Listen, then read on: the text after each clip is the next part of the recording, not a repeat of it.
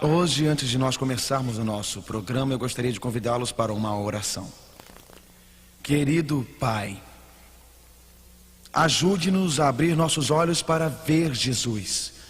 Ajude-nos a vê-lo claramente e que teu amor nos toque o coração e mude nossa vida por inteiro. Em nome de Jesus, amém. Nos últimos dias da história, haverá falsos e reais messias. O tópico de hoje é vivos no tempo do fim. Através da história, tem havido verdadeiros messias e falsos messias. Jerusalém é o centro de 3 grandes religiões mundiais: o islamismo, o cristianismo e o judaísmo. Os judeus consideravam Jerusalém como sua por direito divino. Acreditavam que Deus a deu a eles.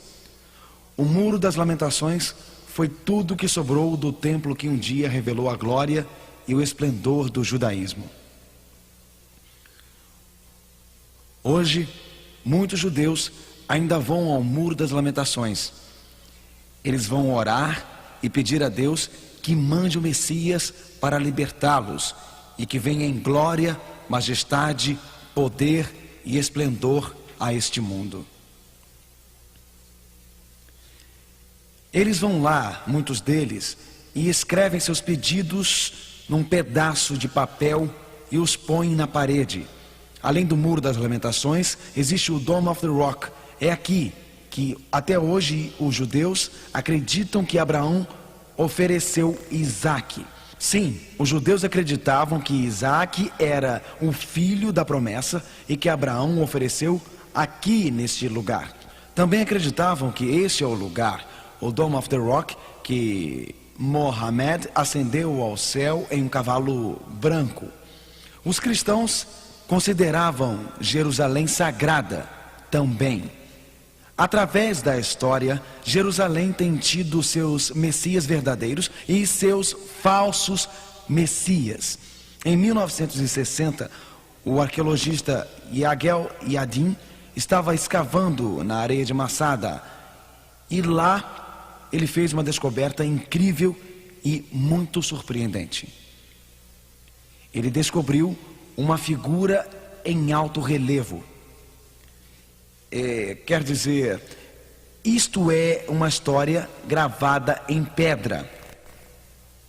A história do legendário Bar Kokhba. Bar Kokhba era um soldado mercenário judeu que a construiu depois da destruição de Jerusalém. Jerusalém foi destruída pelos romanos em 70 depois de Cristo. Depois que Jerusalém foi destruída e o sistema de adoração judaico foi destruído, o imperador Adriano construiu um altar com a imagem do deus Júpiter, bem do lado de onde o templo estava. Enquanto Adriano construía este altar e enquanto construía a estátua de Júpiter, os romanos ofereciam na época porcos para o sacrifício. Os judeus ficaram aborrecidos, ficaram zangados, e um jovem soldado mercenário de nome Bar Kokhba apareceu. Ele convenceu os judeus que ele era o seu Messias, e esse falso Messias carismático liderou os exércitos judeus contra os romanos. As moedas da época tinham o nome de Kokhba. Eles o chamavam de príncipe, eles o chamavam de libertador, eles o chamavam de Messias, eles o chamavam de estrela que caiu do céu. Ele foi, evidentemente, terrivelmente derrotado.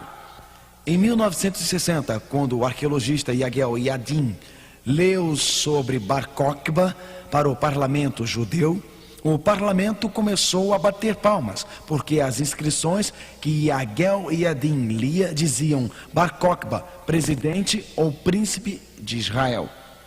Jesus fez, em Mateus capítulo 24, algumas previsões impressionantes. Ele dizia: depois que Jerusalém caiu e logo após, nos primeiros séculos, em Mateus 24, verso 5, os falsos cristos apareceriam. Em Mateus 24, verso 11, ele disse: falsos profetas aparecerão. Falsos cristos e falsos profetas aparecerão nos primeiros séculos.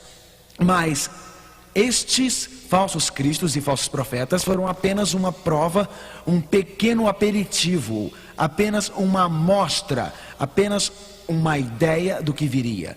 Porque ao falarmos do fim do mundo, ao falarmos dos últimos dias, falando dos dias que você e eu vivemos, Jesus disse em Mateus 24, verso 24, porque surgirão falsos cristos e falsos profetas, operando grandes sinais e prodígios para enganar, se possível, os próprios eleitos.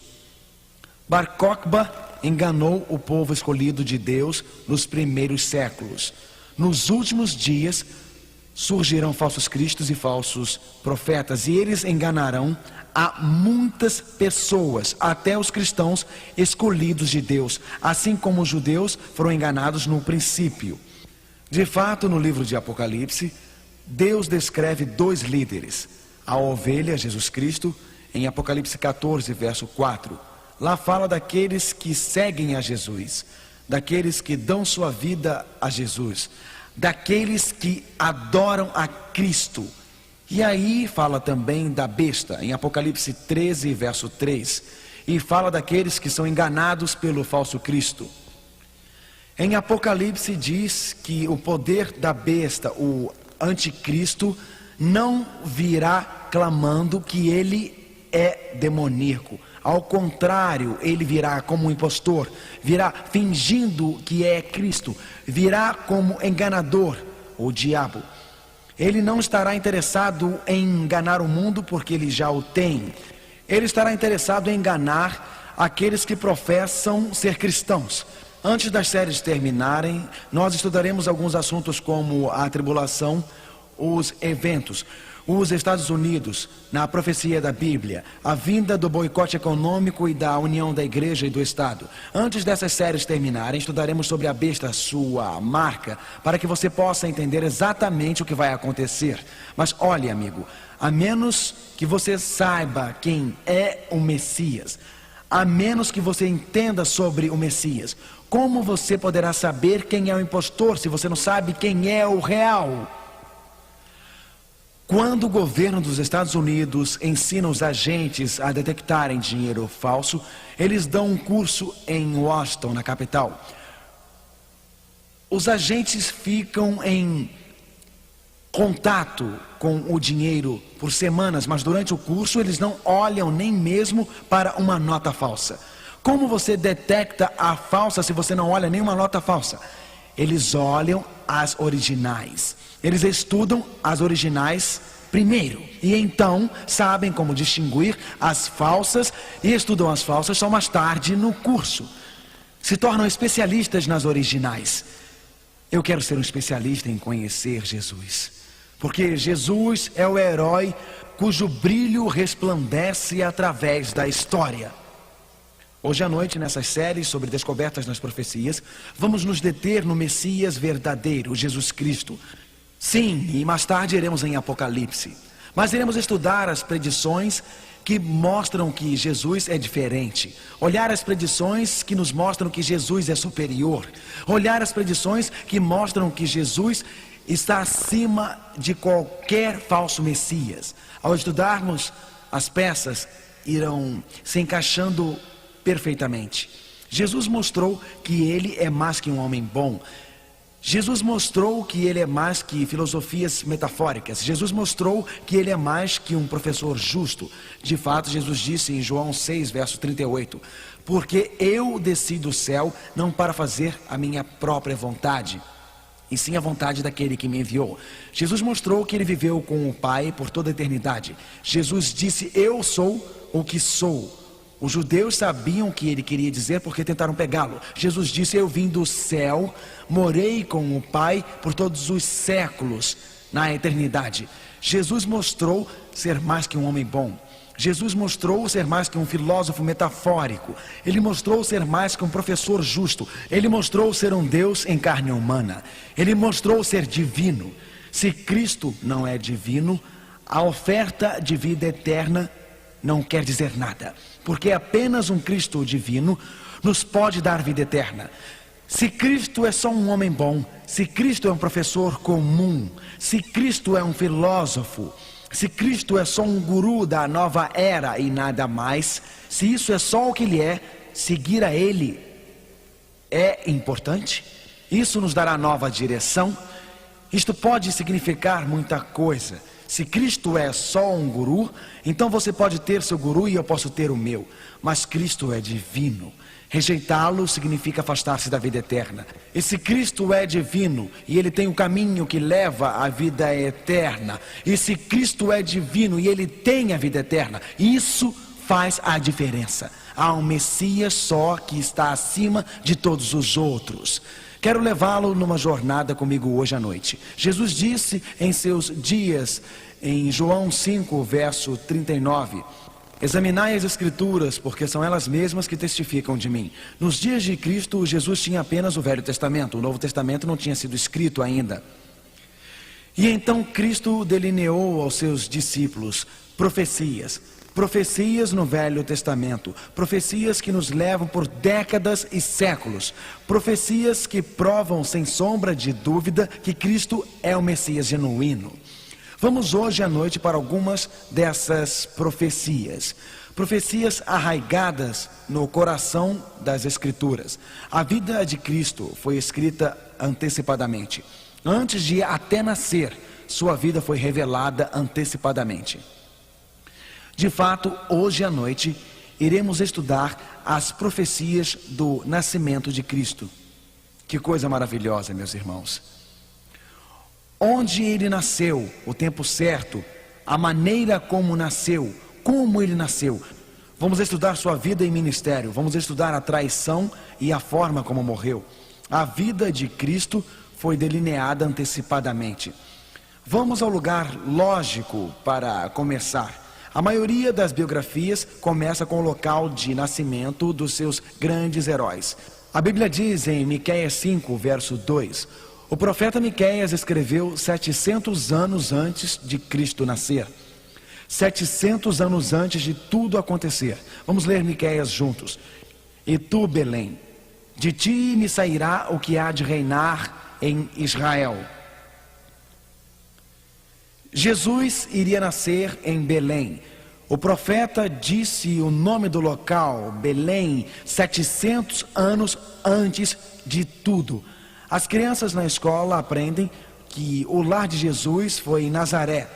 O que levaria uma mulher grávida de 9 meses montada em um jumento viajar 90 milhas de casa?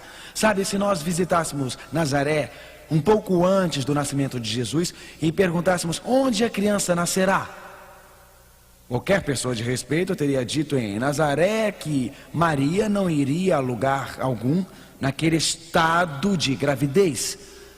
Nazaré é no norte de Israel, na província da Galileia. Belém é centro-sul da Judéia. A viagem de Nazaré passando por Jerusalém para Belém dá mais ou menos 90 milhas ou 150 quilômetros. Eu fiz essa viagem recentemente para gravar um especial do Está Escrito na televisão. Aliás, este especial está sendo passado e você pode ver aos domingos pela manhã, Jesus face a face. Olha, eu tinha que fazer o meu comercial do programa, não é? Nazaré viaja, quer dizer, você tem que viajar 90 milhas, 150 quilômetros de Nazaré a Belém. Sim, fizemos esta viagem em muitas ocasiões. E foi esse mesmo caminho que levou Jesus e sua família para Belém. Na mesma noite que Jesus nasceu, sim, Maria chegou e não encontrou lugar algum. Exatamente na noite em que o Messias nasceu, Maria e José chegaram a Belém. Como Miqueias soube, 700 anos antes de acontecer, que Jesus, o Messias, nasceria em Belém. Mas as profecias continuam. A Bíblia descreve a árvore genealógica de Cristo. Ela diz em Isaías 7, verso 14: Eis que a virgem conceberá e dará à luz um filhinho, e ele chamará Emanuel. Emanuel quer dizer Deus conosco.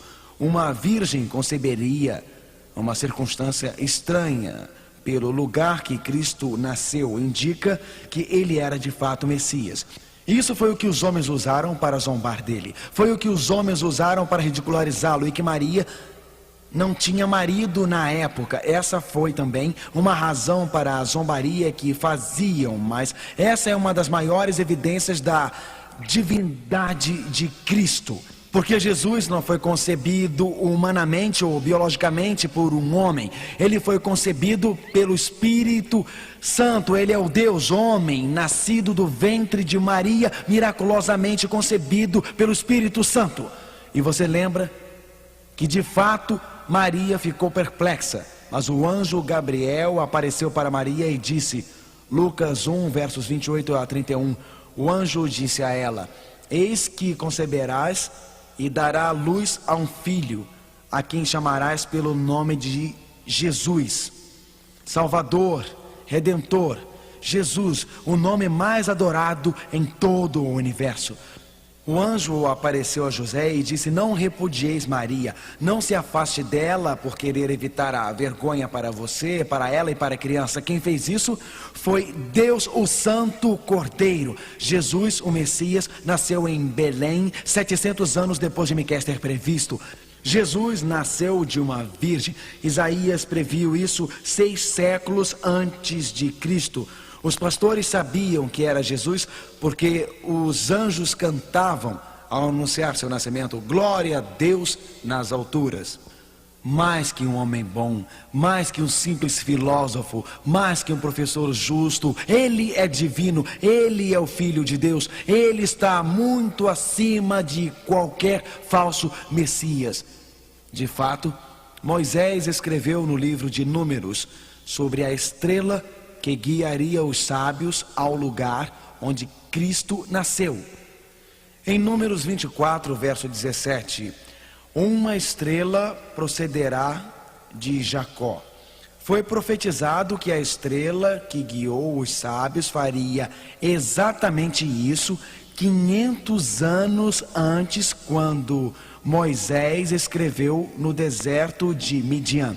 Sim, essas profecias são exatas, para que você e eu não tivéssemos nenhuma dúvida que Cristo é o Messias, que Cristo é o Filho de Deus, não um guru, não um filósofo moderno, não alguém com um sentimento vazio e superficial, mas o Jesus, a esperança dos homens. Jesus, dono do nosso coração, do nosso ser, o que há de mais precioso em nós. Os sábios vieram e deram suas vidas a ele, e os sábios o procuraram e deram a ele todo o ouro, todo o incenso e toda a mirra. Vieram com os presentes de seus corações, e nós também viemos e nos ajoelhamos perante esse Cristo e damos a ele a nossa vida de novo, porque ele é o Messias, ele é o Salvador.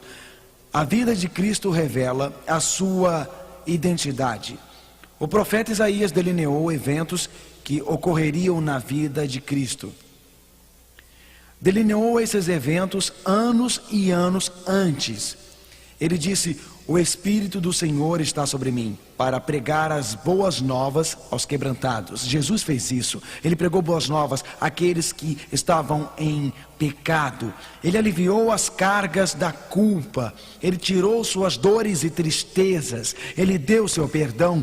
Ele pregou boas novas e curou os corações quebrantados. Aqueles que perderam seus queridos pela morte, Jesus ressuscitou os mortos e curou os quebrantados. Ele os libertou. A Bíblia diz que ele viria para proclamar libertação aos cativos. Esses cativos do pecado e das doenças e sofrimentos, Jesus os libertaria. Ele abriria as prisões para aqueles que estivessem presos. Os endemoniados, presos por demônios, Jesus abriria as prisões. Ele apregoou o ano aceitável do Senhor e consolou todos os que choravam. De fato, Cristo confirmou a profecia de Isaías. Ele tocou nos olhos dos cegos e eles enxergaram. Ele curou os doentes. Em todo lugar que Cristo ia, ele levava vida e saúde, cura para a multidão. Ele de fato era o Messias do mundo. Como podia Jesus dizer que tinha perdoado os pecados se ele não fosse o Messias? Apenas Deus pode perdoar pecados e Jesus, o Deus homem, tinha o privilégio e a prerrogativa de Deus para perdoar pecados. Se Jesus não fosse o Messias, como então perdoaria pecados? Porque nenhum ser humano pode perdoar pecados. Jesus curava, Jesus perdoava. Homens e mulheres vêm a ele hoje e encontram perdão também.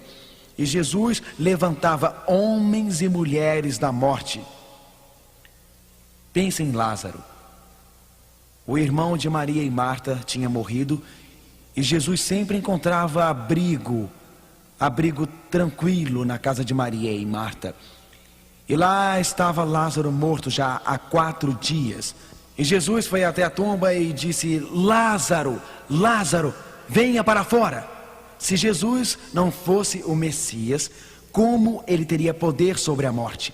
Se Jesus não fosse o Messias, como ele ia ter poder sobre a tumba? Ele curava, ele perdoava, ele falava com amor, ele ressuscitava os mortos. Cristo de fato é mais que um homem bom, mais que um simples filósofo. Sim, naquela entrada triunfal, quando Jesus chegou em Jerusalém, a multidão percebeu quem era. A multidão viu que ele era e percebeu que ele era mais que um homem bom. Percebeu que ele era mais que um simples filósofo. Percebeu que era mais que um simples professor. Eles disseram: Hosanas, Hosanas, glória a Deus nas alturas. Ele curou os doentes, ele perdoou os pecados, ele ressuscitou os mortos, ele os levanta das suas tumbas e de seus leitos de dor. Jesus, o Messias, estava entre eles. E antes que os falsos líderes religiosos o tivessem enganado, eles o reconheceram. Amigos, as profecias estavam certas como peças num quebra-cabeça.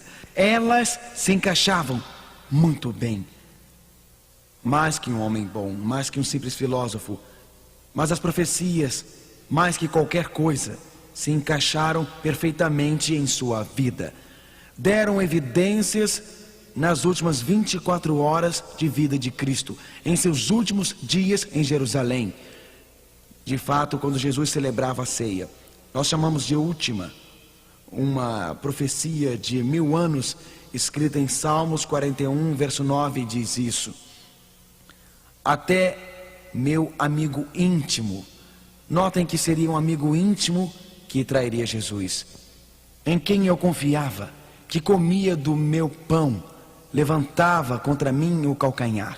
Como o salmista Davi, 1000 anos antes, saberia que seria um amigo que trairia Jesus e não um inimigo.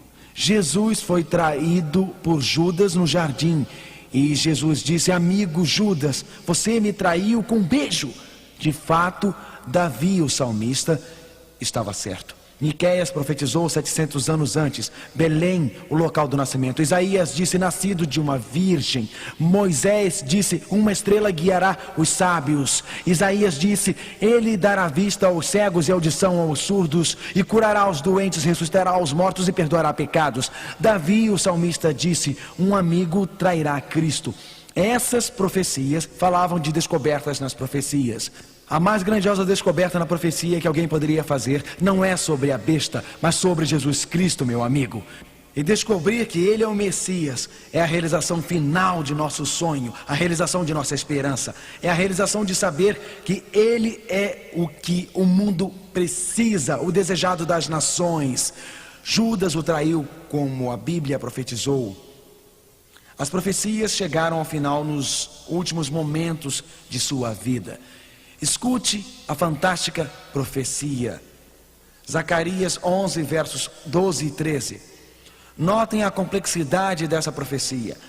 Notem como precisa e certa é esta profecia. Zacarias 11, versos 12 e 13. Pesaram, pois, por meu salário 30 moedas de prata. Agora notem aqui dois aspectos: não ouro, mas prata. Não 25 moedas, mas 30. Por quanto foi Jesus vendido e pelo quê? Exatamente 30 moedas de prata, como o profeta Zacarias predisse centenas de anos antes. E tomei as 30 moedas de prata e as arroguei. Notem, não diz que eu as tomei e as lancei, eu as arroguei, o profeta disse, ao oleiro na casa do Senhor. Foi Judas que vendeu o Messias por este preço. O preço exato foi profetizado, 30 moedas de prata. Como resultado, Judas achou este dinheiro sujo, muito pesado para segurar. E Judas, então, em agonia e desespero, foi ao templo, jogou o dinheiro no chão e enquanto ele ecoava pelo templo, Judas falava: eu traí um santo inocente, eu pequei. O dinheiro seria usado pelos sacerdotes. Diz lá que Judas correu gritando pelo templo a comprar o campo do oleiro como um local para sepulcro fora de Jerusalém. Mateus capítulo 27, versos 5 e 7 descreve o cumprimento dessa profecia. Então Judas, atirando as moedas de prata, retirou-se, e tendo deliberado, compraram com elas o campo do oleiro para cemitério de forasteiro. Zacarias predisse 100 centenas de anos antes, e Mateus registrou o seu cumprimento. A profecia se cumpriu no tempo exato. A profecia se cumpriu na hora certa, sem erro. Jesus é mais que um homem bom. Jesus é mais que um guru moderno. Jesus não é somente um filósofo. Jesus é o divino Filho de Deus. Ele pede obediência, e a verdade da questão é que nos últimos dias da história, todo mundo dará obediência a Jesus ou obediência à besta. Todo mundo estará ou de um lado ou de outro. Você pode não ter se decidido por Cristo hoje à noite, ou você pode ter se afastado de Cristo e assim se arriscando a dar obediência à besta. A menos que você aceite o falso Messias, a menos que você aceite o verdadeiro Messias, você aceitará o falso Messias. Haverá uma linha traçada no centro, querido amigo meu. A evidência é que Cristo, é o verdadeiro Messias. O salmista Davi, junto com Isaías o profeta, revelou uma profecia surpreendente. Olha essa profecia. Ele diz: ofereci as costas aos que me feriram e as faces aos que lhe arrancavam os cabelos. Isaías 50, verso 6. Não escondi o meu rosto dos que me afrontavam e me cuspiam.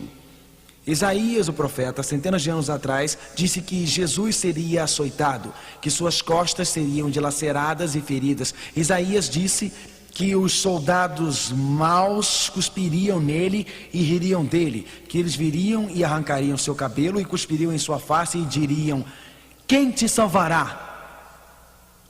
Imaginem a cena: soldados romanos de braços fortes, com chicotes de couro, embebidos em aço líquido, se aproximaram do Filho de Deus. Ele é açoitado nas costas, e então, com o estalar do chicote, esses soldados romanos que ali estavam feriram o seu corpo. O metal entrava na carne e com isso cortavam-no com violência, fazendo-o sangrar. Quem é esse que tanto sofreu? Quem é esse com as costas machucadas? Quem é esse com a testa sangrando? Quem é esse com um olhar de agonia na face? Quem é esse que sofre e morre? Ele é Jesus, o divino Filho de Deus, aquele que se tornou humano, aquele que pagou o preço pelo seu pecado e pelo meu Messias. Profetas o predisseram e ele veio na época certa, nasceu no lugar certo, de uma mulher virgem, viveu uma vida de cura, amor, perdão e poder. Ele morreu como foi previsto nas antigas profecias da Bíblia. a sua morte foi por mais de uma boa causa. De fato, ele é mais que um guru, por uma causa em que acredita. De fato, ele é o Filho de Deus com as mãos perfuradas. A Bíblia diz em Salmos 22, verso 16, leiam comigo por favor, Salmos 22, verso 16, leiam juntos. Transpassaram-me as mãos e os pés. A crucifixão não foi introduzida nos dias de Roma. De fato, nos dias de Davi, a crucifixão não era conhecida. Esse assunto, crucifixão, foi de fato introduzido 100 anos antes de Cristo. Constantino, 300 anos depois de Cristo, aboliu a crucifixão. Lembram que os métodos dos judeus para a pena de morte eram o apedrejamento? Lembram da mulher aos pés de Jesus? Queriam fazer o que com ela? O que queriam mesmo? Apedrejá-la. A mesma Bíblia diz, eles, qual é a outra palavra? Transpassaram. Como saberia Davi nos Salmos que as mãos de Cristo seriam transpassadas e seus pés também? Porque o Santo Espírito revelou a eles, por mim e por você, para não deixar dúvidas em nossas mentes que Cristo era o Messias. Zacarias capítulo 12, verso 10 diz, olharam para mim a quem transpassaram. As mãos de Cristo foram furadas. O corpo de Cristo foi furado. Cristo foi furado por você e por mim. O sangue que caiu de seu corpo foi para curar e limpar todos os meus e os seus pecados. Ele teve a morte que eu merecia ter. Eu merecia morrer. Eu merecia ir para a tumba. Eu merecia nunca mais ressuscitar. Eu merecia estar perdido. Não por um tempo, mas pela eternidade. Porque o salário do pecado é o que mesmo? A morte. Mas Cristo sofreu tudo. Cristo foi mais que um mártir, mais que um bom homem, mais que alguém que morre por uma boa causa. Ele morreu por causa dos nossos pecados, pelo seu e pelo meu. Notem a precisão dessa profecia. Salmos 22, verso 18, escrita 1000 anos atrás. Repartiram entre si as minhas vestes, e sobre a minha túnica lançam sortes. Por que essa profecia é tão precisa? Notem que ele diz, eles repartiram as minhas vestes. Jesus tinha poucos pertences para ser dividido, mas dividir suas vestes significava destruí-las. Então eles tiraram a sorte por ela. Sabem, há algumas evidências arqueológicas que os soldados romanos realmente tiraram a sorte. Vocês estão olhando para a Via Dolorosa, o caminho da cruz. Ela é real. E vocês estão olhando para uma inscrição de um jogo que foi desenhado na calçada, da mesma forma que uma criança desenharia uma figura na calçada. Este é um jogo de dados que os soldados romanos jogavam quando tiravam a sorte. Por que a profecia foi tão precisa? Porque Deus deixou tais evidências em qualquer mente inquisitiva, qualquer ser inteligente e racional tentando escapar da confusão deste mundo, tentando escapar das perplexidades desse mundo, tentando se esquivar dos falsos profetas e falsos messias, e toda a literatura que chega saberia sem qualquer sombra de dúvida que Jesus está acima de tudo isso como o verdadeiro Messias do mundo, o Cristo que subiu ao monte do Gólgota, o Cristo que foi pregado na cruz. Esse Cristo estava entre o céu e a terra, para que ele pudesse te levar da terra para o céu. O ladrão disse, lembre-se de mim quando estiveres no teu reino. E centenas de milhões de homens e mulheres clamam essa palavra a ele, lembre-se de mim quando estiveres no teu reino. Olhem essa profecia, amigos, Salmos 34, verso 20, leiam comigo por favor. Preserva-lhes todos os ossos, nem um deles sequer será quebrado. Seriam os ossos de Jesus despedaçados ou quebrados na cruz, sim ou não? De maneira alguma. Vocês se lembram que a Bíblia diz? Havia 3 cruzes naquele monte. 2 ladrões, um crucificado em um lado de Cristo e um outro crucificado do outro lado. E a Bíblia diz, eles foram até um dos ladrões e perceberam que não estava morto, eles quebraram seus ossos. Foram ao segundo ladrão e perceberam, bem, vamos ler. Os soldados foram e quebraram as pernas do primeiro e o outro que com ele tinha sido crucificado. Eles quebraram as pernas dos dois, eles fizeram isso. Agora notem o que a Bíblia diz. A Bíblia então diz: chegando-se porém a quem? A Jesus. Como vissem que já estava o quê? Morto. Eles o que fizeram? Não quebraram suas pernas. João 19, verso 32 e 33. Davi, o salmista, 1000 anos antes disse que as pernas de Cristo não seriam quebradas. Elas não foram quebradas. Como o salmista Davi saberia disso? Como Miqueias saberia que ele nasceria em Belém 700 anos depois? Como Moisés saberia que ele seria guiado por uma estrela? Os sábios seriam guiados por uma estrela 700 anos depois. Como Davi saberia que eles perfurariam suas mãos antes de existir crucifixão? Como ele saberia que seus ossos não seriam quebrados? Como Isaías poderia saber que nasceria de uma virgem? Porque a Bíblia não é um livro comum, é inspirada pelo Espírito Santo. Porque Jesus não é um homem comum, Jesus não é um ser humano qualquer. Ele é o verdadeiro Messias do mundo. Sim, quando ele estava na cruz, ele morreu por você e por mim, e milhares têm vindo à cruz. Um ladrão disse: Senhor, lembre-se de mim quando estiveres no teu reino, e esse ladrão foi perdoado. Maria se prostrou aos pés da cruz. Ela tinha 7 maridos, mas estava lá com fé pura e uma mulher perdoada. Simão Cirineu veio da África. Homens e mulheres de todas as nações vêm a esta cruz. Não existe preconceito aos pés da cruz. Não há aos pés da cruz penalidade.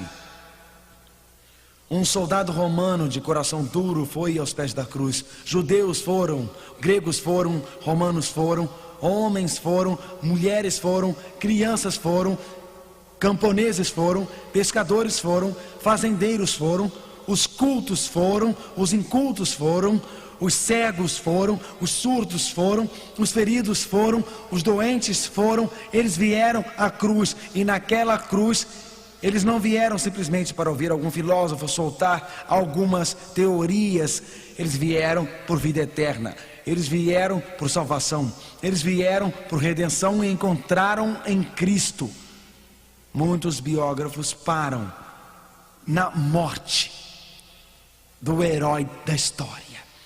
Mas quando Jesus saiu da cruz, quando seu corpo ensanguentado, ferido e açoitado foi colocado na tumba, ele saiu de lá vivo. No domingo de manhã, a Bíblia diz em João 11, verso 25: eu sou a ressurreição e a vida. Aquele que vem a mim, ainda que esteja morto, viverá. Jesus saiu da tumba. O Pai disse: teu Pai te chama. A tumba de Cristo está vazia. Jesus está vivo, e porque Ele está vivo, você também pode viver. Porque Ele está vivo, porque Ele saiu da tumba, porque Ele é divino, porque Ele é mais que um guru com filosofias, porque é mais que um simples mito ou uma simples lenda, porque é mais que um historiador, porque é mais que um educador brilhante e de sucesso, porque Cristo é divino. Se você for à tumba, se você for àquele local antes que Ele volte, você pode viver eternamente, porque Cristo foi ressuscitado dos mortos. Ele é o princípio, é o fim. Ele é o alfa e o ômega. Ele é a ressurreição da vida, e por isso você pode se levantar e viver eternamente. Eu prefiro colocar minha fé no divino Filho de Deus. Eu prefiro colocar minha fé no Messias do mundo do que num guru, num filósofo, num falso Messias.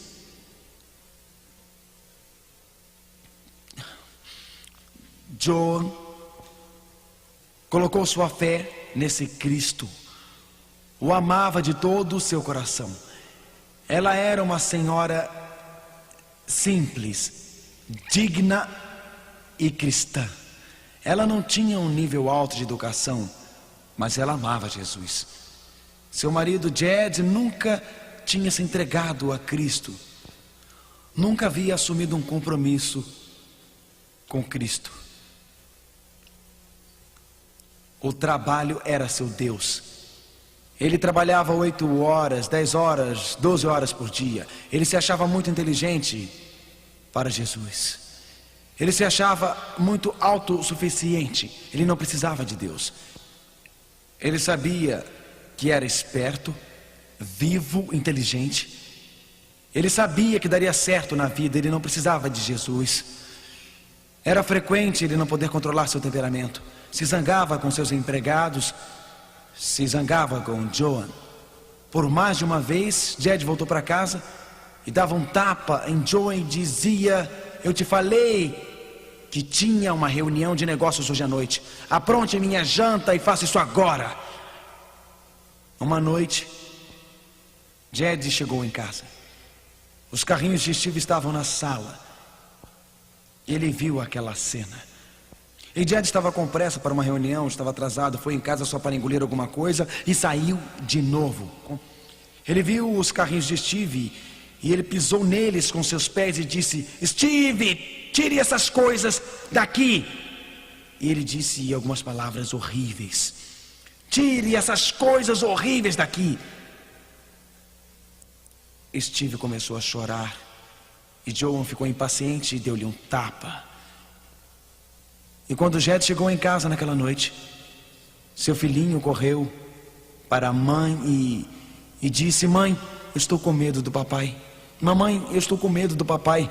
Mamãe, você é tão amorosa comigo, você me ama, mas o papai me bate, o papai me bate. E mamãe, naquela noite, por que você estava chorando? Mamãe, quando o papai voltou para o trabalho, por que você estava chorando? Mamãe, o que é isso perto do seu olho? O que é isso preto em volta do seu olho, mamãe? O papai bateu em você de novo, mamãe? Joan tentou fazer o melhor que podia, mas Steve, o pequeno Steve, aprendeu a odiar o pai. Uma noite, Jed chegou e ouviu Steve dizer a Joan: mamãe, eu estou com tanto medo do papai, eu tenho mesmo que ir falar com ele hoje. Aquela noite, Jed não foi para a cama, como ele normalmente ia. Não foi para nenhuma reunião de negócios, simplesmente ficou sentado numa cadeira. Ele pensou em sua infância, ele cresceu numa igreja, mas se afastou de Deus. Ele pensou na maneira que tratava sua esposa. Ele pensou na maneira que tratava seu filhinho. Ele pensou em como seu gênio estava fora de controle. Ele pensou em como sua vida estava fora de controle.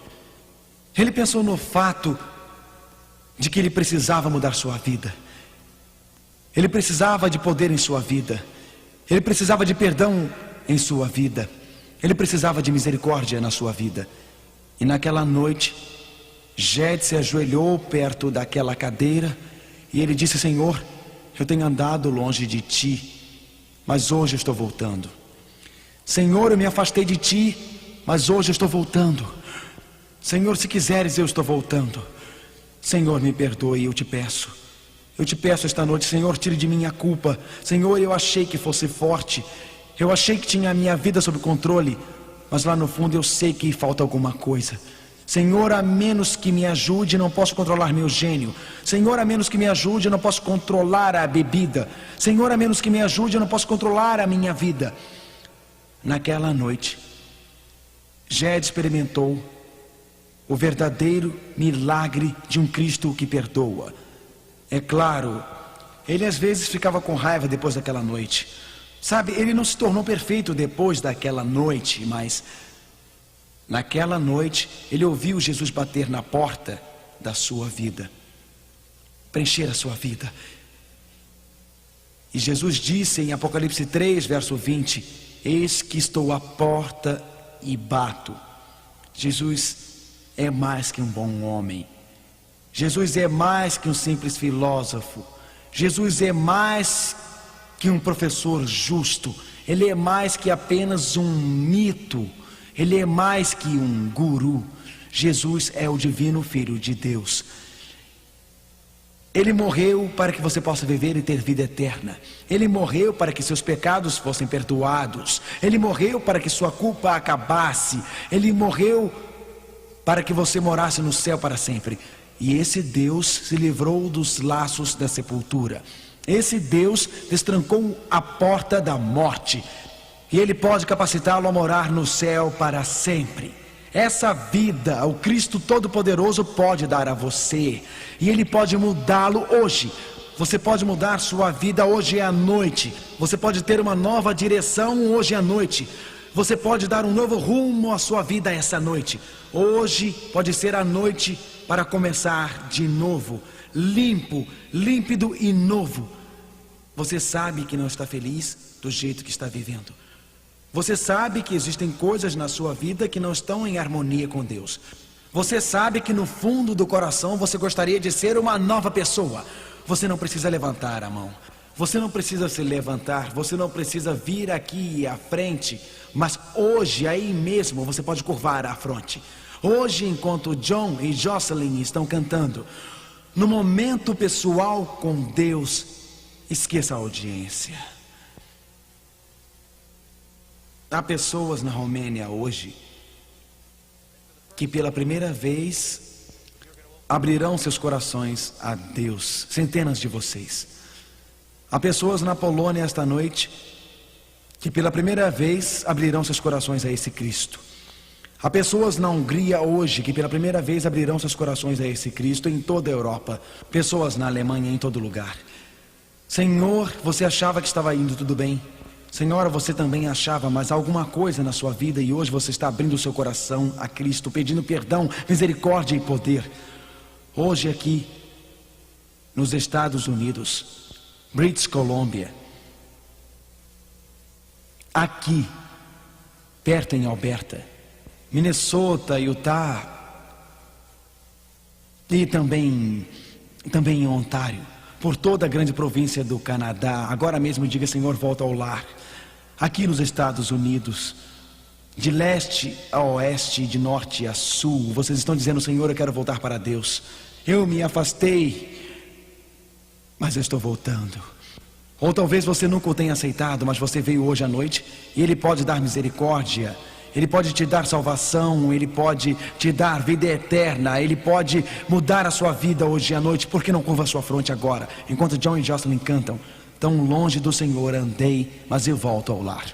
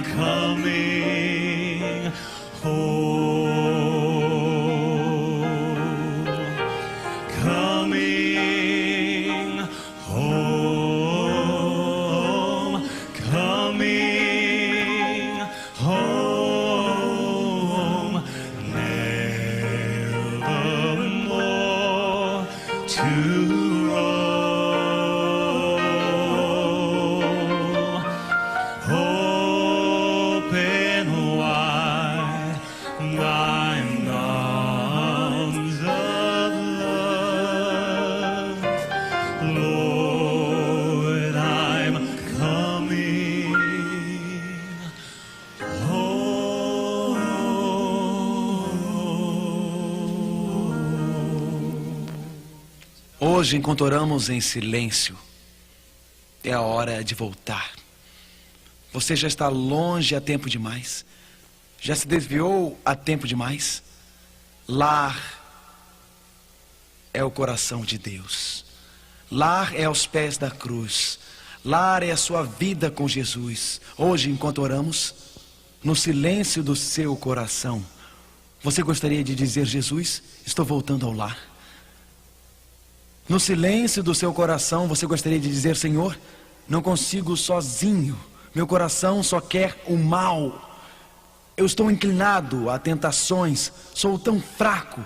Se você é fraco, Deus é forte. Se você é frágil, Ele é poderoso. Onde abundou a tentação, superabundou a graça de Deus. Mas, meu amigo, Ele não pode ajudá-lo a menos que você deixe. Ele não pode tomar sua vida a menos que você a dê a Ele. Hoje, ao orarmos, faça isso. Diga a Jesus: eu estou voltando ao lar. Querido Pai, obrigado por Jesus ser o Messias deste mundo, o Cristo verdadeiro e não o falso Cristo. Obrigado porque posso voltar ao lar, porque centenas e centenas de pessoas estão voltando para o coração de Deus essa noite, porque centenas e centenas de pessoas estão dando a vida a Ti. Cargas são tiradas, a culpa é removida. Ó Pai, onde somos fracos, faça-nos fortes e nos dê seu poder esta noite. Leve-nos daqui cantando louvores a Ti, em nome de Jesus, amém. Que Deus possa os abençoar imensamente.